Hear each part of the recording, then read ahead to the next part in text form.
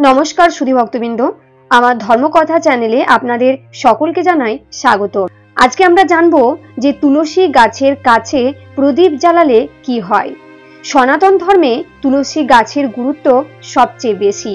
ভগবান বিষ্ণু প্রথম তুলসীর পূজা করেছিলেন। শ্রীহরি বলেন, বৈকুণ্ঠ ধাম যেমন দেবী লক্ষ্মীর কাছ থেকে ঐশ্বর্য লাভ করে, তেমনি তুলসীর কারণে বৈকুণ্ঠ ধাম পবিত্রতা লাভ করে। আবার পৃথিবীতে যেখানেই তুলসী গাছ থাকে সেখানে কোনো নেগেটিভ শক্তি বাস করে না। এছাড়াও সেই স্থান সবচেয়ে পবিত্র থাকে। তাই আমাদের বাড়িতে তুলসী গাছ অবশ্যই লাগাতে হবে। আসুন এই প্রাচীন কাহিনীর মাধ্যমে জেনে নেওয়া যাক তুলসীর কাছে প্রতিদিন প্রদীপ জ্বালালে কি হয়, যা ভগবান শ্রীকৃষ্ণ দেবী সত্যভামাকে বর্ণনা করেছেন। তবে মূল পর্বে যাওয়ার আগে আমার সকল ভক্তবৃন্দদের কাছে অনুরোধ, ভিডিওটি অবশ্যই পুরোটাই দেখবেন এবং দেখার পর যদি ভালো লাগে তাহলে অবশ্যই একটি লাইক করবেন এবং কমেন্টে লিখবেন জয় মা তুলসীর জয়, জয় শ্রীকৃষ্ণের জয়, এবং ভিডিওটি শেয়ার করবেন আপনার নিকট আত্মীয় স্বজন এবং বন্ধু বান্ধবদের সাথে, যাতে ভিডিওটি পেয়ে তারাও উপকৃত হন। চ্যানেলে যদি নতুন হয়ে থাকেন তাহলে চ্যানেলটিকে সাবস্ক্রাইব করে রাখার অনুরোধ জানাচ্ছি। এবার আসা যাক মূল পর্বে। একদিন দেবী সত্যভামা ভগবান শ্রীকৃষ্ণের কাছে এসে জিজ্ঞাসা করলেন, হে প্রভু, আপনি আমাকে তুলসী গাছে জল দেওয়ার গুরুত্ব বলেছেন, কিন্তু আজ আমি জানতে চাই তুলসীর কাছে প্রদীপ জ্বালানোর গুরুত্ব কি? কেন প্রতি সন্ধ্যায় তুলসীর কাছে প্রদীপ জ্বালানো হয়? এতে মানুষ কি উপকার পায়? তুলসীর কাছে প্রদীপ জ্বালানোর পদ্ধতি কি এবং প্রদীপ জ্বালানোর সময় কোন মন্ত্র পাঠ করা উচিত? আমাকে বিস্তারিত বলুন। তখন ভগবান শ্রীকৃষ্ণ বলেন, হে দেবী, আজ আপনি সমগ্র বিশ্বের কল্যাণের জন্য একটি খুব ভালো প্রশ্ন করেছেন। এই প্রশ্নের উত্তরে আমি আপনাকে একটি প্রাচীন গল্পের মাধ্যমে বলবো, যা আপনাকে সমস্ত প্রশ্নের উত্তর দেবে। সন্ধ্যায় তুলসীর কাছে প্রদীপ জ্বালিয়ে যে ফল পাওয়া যায় তা আমি এই গল্পে বর্ণনা করব। তাই এই গল্পটি মনোযোগ দিয়ে শুনুন। এই গল্পটি মনোযোগ সহকারে শুনলে একজন ব্যক্তি 100 বছর ধরে তুলসীর কাছে প্রদীপ জ্বালানোর পূর্ণ ফল লাভ করে। দেবী সত্যভামা বলেন, হে প্রভু, আমি এই গল্প শুনতে আগ্রহী, দয়া করে আমাকে এই গল্পটি বলুন। তারপর ভগবান শ্রীকৃষ্ণ সেই গল্প দেবী সত্যভামাকে শোনাতে শুরু করেন। মধ্য দেশে এক নদীর তীরে হরিহরপুর নামে একটি খুব সুন্দর নগর ছিল। সেই নগরে হরিদীক্ষিত নামে এক ব্রাহ্মণ বাস করতেন। তিনি খুব ভালো চরিত্রের মানুষ ছিলেন এবং ধর্মকর্ম করতেন এবং বেদের পথ অনুসরণ করতেন। সেই ব্রাহ্মণের এক স্ত্রী ছিল, যাকে লোক দুষ্টু বলতো, কারণ সে সব সময় তার স্বামীকে অপমান করত এবং তার স্বামীকে খারাপ কথা বলতো। তিনি তার স্বামীর জন্য কখনোই খাবার রান্না করেননি, তার সাথে শুতেনও না, কখনো তার সাথে স্নেহপূর্ণ আচরণও করতেন না। যখনই স্বামীর বন্ধু বান্ধব এবং পরিবারের সদস্যরা বাড়িতে আসতো, তখন মহিলাটি তাদের অপমান করে তাড়িয়ে দিত এবং নিজেও লালসার পাগল হয়ে অন্যান্য ব্যভিচারী পুরুষদের সাথে ক্রমাগত ঘুরে বেড়াতো।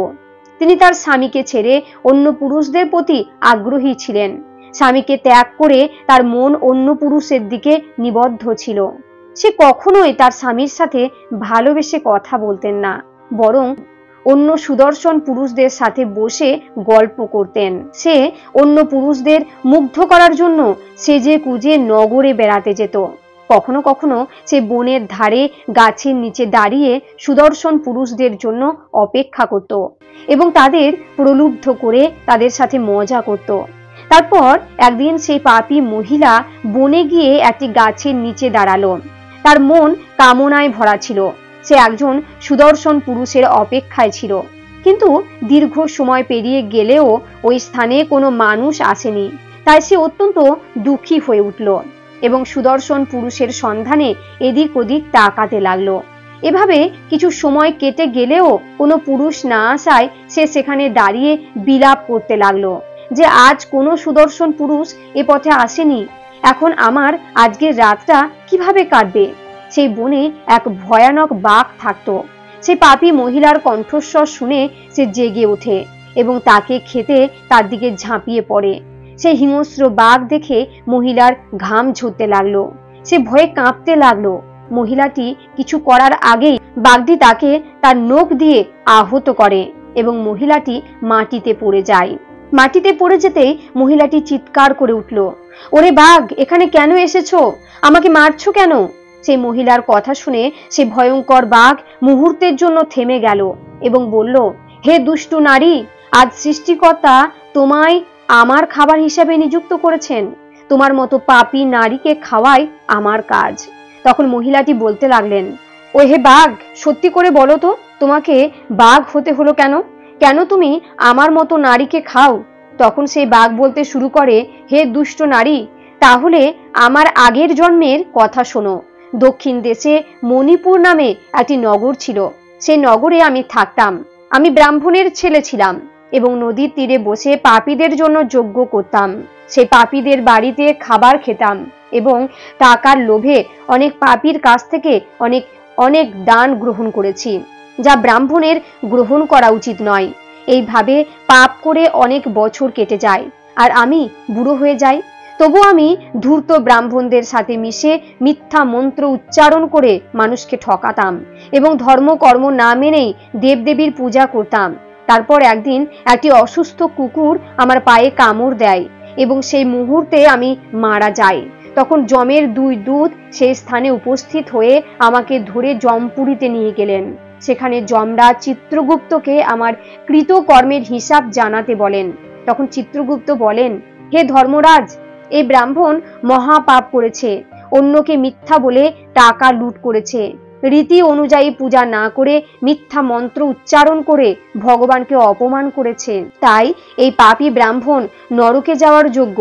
তখন যমরাজ তার দূতদের আমাকে নরকের আগুনে নিক্ষেপ করার নির্দেশ দেন। বহু বছর নরকের শাস্তি ভোগ করার পর আমি বাঘের দেহ লাভ করি আর এই জঙ্গলে থাকতে শুরু করি। আমার পূর্বজন্মের পাপের কথা স্মরণ করে আমি কখনো ভালো এবং সৎ পুরুষ বা নারীকে খাই না। আমি কেবল পাপী, দুষ্টু ও ব্যভিচারী পুরুষ এবং মহিলাদের খাই, যাতে আমি পাপ থেকে মুক্তি পেতে পারি। এইভাবে বাঘ তার পূর্বজন্মের কাহিনী বর্ণনা করে ব্রাহ্মণের স্ত্রীকে বলল, হে পাপী নারী, তুমি তোমার স্বামীকে ছেড়ে এই বনে এসে অন্য পুরুষের সাথে আনন্দ উপভোগ করো, তাই আজ তুমি অবশ্যই আমার খাবার হয়ে যাবে। এই কথা বলে বাঘ তার ধারালো নখ দিয়ে সেই পাপী মহিলাকে টুকরো টুকরো করে খেয়ে ফেলল। তখন যমের 2 দূত সেই স্থানে আবির্ভূত হন এবং সেই পাপী তখন চিত্রগুপ্ত সেই নারীর হিসাব দিতে গিয়ে যমরাজকে বলতে লাগলেন, হে ধর্মরাজ, এই মহিলা অত্যন্ত পাপী। সে মারাত্মক পাপ করেছে। সে ব্যভিচার করেছে। সে কখনো স্বামীর সেবা করেনি। স্বামীকে ভুলে অন্য পুরুষদের সাথে আনন্দ উপভোগ করেছে। তার পাপের কথা শুনে যমরাজ তাকে আগুনে ফেলে দেওয়ার নির্দেশ দেন। বহু বছর সেখানে কষ্ট সহ্য করার পর তাকে বের করে রৌরবা নামক নরকে নিক্ষেপ করা হয়। এইভাবে বহু বছর ধরে আলাদা আলাদা নরকে কষ্ট সহ্য করে আবার পৃথিবীতে চণ্ডাল রূপে জন্মগ্রহণ করে। চণ্ডালের ঘরে জন্মের পর সে আবার অনেক অনেক পাপ করতে শুরু করে, ব্যভিচার করতে শুরু করে এবং অনেক পাপী পুরুষের সাথে আড্ডা দিতে থাকে। অতঃপর কিছুকাল পর পূর্বজন্মের পাপের কারণে সে কুষ্ঠরোগে আক্রান্ত হয়ে ভয়ানক যন্ত্রণা ভোগ করতে থাকে। তার শরীরের অঙ্গ প্রত্যঙ্গ জ্বলতে শুরু করে এবং তার চোখ পচে ব্যথা শুরু হয়। সে এই ব্যথা সহ্য করে তার দিন কাটাতে শুরু করে। তারপরে একদিন তীর্থস্থানে স্নান করার উদ্দেশ্যে অন্তপুরে গেলেন এবং সেখানে তিনি একটি আশ্রমের বাইরে থাকতে শুরু করেন। সে আশ্রমে একটি তুলসী গাছ ছিল। তুলসী গাছের কাছে অন্য মহিলাকে প্রদীপ জ্বালাতে দেখে সেই পাপী মহিলাও তাই করলেন এবং তুলসী গাছের কাছে প্রদীপ জ্বালালেন। অতঃপর সেই রাতেই অসহ্য যন্ত্রণার কারণে তিনি মারা যান এবং যমরাজের 2 দূত তাকে নিয়ে যাওয়ার জন্য সেখানে হাজির হন। যমের দূতেরা সেই পাপী মহিলাকে ফাঁদে বেঁধে নিয়ে যেতে লাগলেন। ভগবান বিষ্ণুর 2 উপদেষ্টা সেই স্থানে উপস্থিত হয়ে যমের দূতদের থামিয়ে দিয়ে বললেন, হে দূতগণ, এই মহিলাকে ছেড়ে দিন। এই মহিলা নরকে যাওয়ার যোগ্য নয়। তখন যমের দূতগণ বলতে লাগলেন, যমরাজের নির্দেশে আমরা এই পাপী নারীকে জমপুরীতে নিয়ে যাচ্ছি, কিন্তু আপনারা আমাদের বাধা দিচ্ছেন কেন? এই মহিলা অত্যন্ত পাপী, তাকে নরকে নিয়ে যাওয়ার নির্দেশ দেওয়া হয়েছে। তখন বিষ্ণুর উপদেষ্টা বললেন, হে দূতগণ, এই মহিলা বিষ্ণুর ভক্ত, তাই তিনি নরকে যাওয়ার যোগ্য নন। সে তুলসীর কাছে প্রদীপ জ্বালিয়েছে, এই কারণে তার সমস্ত পাপ ধ্বংস হয়ে গেছে, তাই সে স্বর্গে যাওয়ার অধিকারী। বিষ্ণুর উপদেষ্টার কথা শুনে সেই যমদূত মহিলাকে ওই স্থানে রেখে যমলোকে ফিরে আসেন এবং যমরাজকে পুরো ঘটনা বর্ণনা করেন। এরপর ভগবান বিষ্ণুর উপদেষ্টারা মহিলাটিকে দিব্য বিমানে বসিয়ে স্বর্গে নিয়ে গেলেন। এরপর ভগবান শ্রীকৃষ্ণ বলেন, হে দেবী সত্যভামা, এইভাবে তুলসীর কাছে প্রদীপ জ্বালালে মানুষের সমস্ত পাপ বিনষ্ট হয়। যে মহিলা প্রতিদিন সন্ধ্যায় তুলসীর কাছে প্রদীপ জ্বালান সে সৌভাগ্যবান হয়, তার পূর্ব জন্মের সমস্ত ভালো কর্মের ফল লাভ করে। প্রতিদিন তুলসীর কাছে প্রদীপ জ্বালানোর সময় এই মন্ত্রটি জপ করতে হবে। তুলসী তলায় দিচ্ছি বাতি, সাক্ষী থেকো ভগবতী, সাক্ষী থেকো দেবগণ আর লক্ষ্মী নারায়ণ। তুলসী তুলসী নারায়ণ, তুলসী তুমি বৃন্দাবন, তোমার তলায় দিয়ে বাতি, বৈকুণ্ঠে হোক আমার গতি। এরপর ভগবান শ্রীকৃষ্ণ বলেন যে 1000 গরু দান করলে যে ফল পাওয়া যায়, তুলসী পাতা দান করলেও সেই ফল পাওয়া যায়। যে ব্যক্তি মৃত্যুর সময় মুখে তুলসী পাতার জল পান তিনি সমস্ত পাপ মুক্ত হয়ে শ্রীকৃষ্ণের গৃহে যান। তো এভাবেই ভগবান শ্রীকৃষ্ণ তুলসী গাছের কাছে প্রদীপ রাখলে কি হয় তা বলেছেন। এই গল্পটি আপনাদের কেমন লাগলো কমেন্টে অবশ্যই লিখে জানাবেন। ভালো লাগলে একটি লাইক করবেন এবং কমেন্টে লিখবেন জয় শ্রীকৃষ্ণ, জয় মা তুলসীর জয়। এবং চ্যানেলে যদি নতুন হয়ে থাকেন চ্যানেলটিকে সাবস্ক্রাইব করে রাখার অনুরোধ জানাচ্ছি। সকলে ভালো থাকবেন, সুস্থ থাকবেন। নমস্কার।